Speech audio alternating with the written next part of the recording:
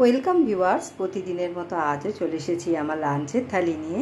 আজকে লাঞ্চে নিয়েছি সাদা ভাত, নিয়েছি শসা ও পেঁয়াজ কুচি স্যালাড হিসেবে।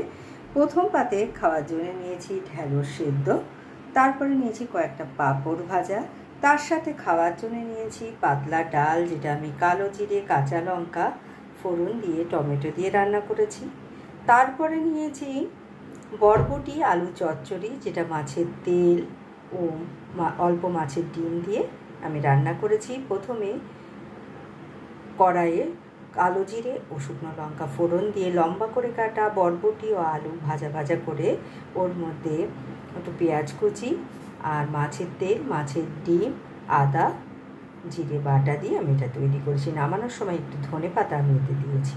তারপরে নিয়েছি ভেটকি মাছের পাতলা ঝোল আলু দিয়ে, আর শেষ পাতে নিয়েছি টক দই।